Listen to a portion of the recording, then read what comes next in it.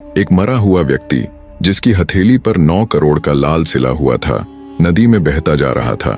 नदी में स्नान कर रहे झूठे के पास जब वो लाश आई तो वो उसकी हथेली पर रखे 9 करोड़ी लाल को देखकर दंग रह गया।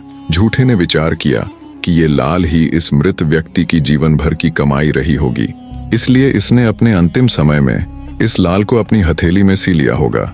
झूठे ने ये कहते हुए उसकी हथेली में सिला हुआ वो लाल उतार लिया कि भाई अब तुम्हारे तो ये किसी काम का है नहीं, पर हाँ, इससे मेरी जिंदगी जरूर बदल जाएगी। उसने लाल को अच्छे से धोकर नदी किनारे रख दिया। अच्छे से स्नान आदि के बाद उसने अपने कपड़े पहने और वापस चल दिया। वो अभी कुछ दूर ही चला होगा तभी उसे ध्यान आया कि उस लाल को तो वो वहीं भूल आया है। वो तुरंत वापस मुड़ा और दौड़ते हुए उसी जगह पर गया जहां उसने स्नान किया था। देखा तो उसका लाल ज्यों का त्यों वहीं पर रखा था।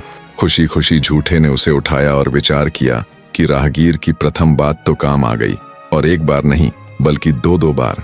अगर मैं मुख्य किनारे को छोड़ आगे जाकर स्नान ना करता तो मुझे ये 9 करोड़ का लाल कैसे मिलता, और अगर मिल भी जाता तो इस भीड़ भाड़ वाले तट पर अब तक कोई ना कोई इसे उठा चुका होता। मन ही मन शुभा छात्र को दुआ देते हुए वो वापस चल पड़ा। चलते चलते उसे रात हो गई तो वो रास्ते में पड़ रहे एक घने जंगल में पेड़ के ऊपर चढ़कर बैठ जाता है।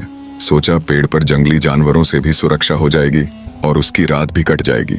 जिस जंगल में झूठा व्यक्ति रुका हुआ था उस जंगल के मध्य एक ठग परिवार रहता था, जिसमें ठग की पत्नी, उसकी एक जवान बेटी और उसका नौजवान बेटा था। जंगल से गुजरने वाले राहगीरों के साथ लूटपाट कर वे अपना जीवन बसर कर रहे थे।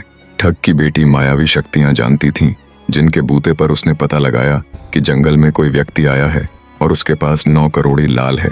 उसने तुरंत अपने बाप और भाई को इस बात से अवगत करवाया और बोली, तुम किसी तरह उस व्यक्ति को बहला फुसला कर यहाँ ले आओ, आगे का काम वो खुद देख लेगी।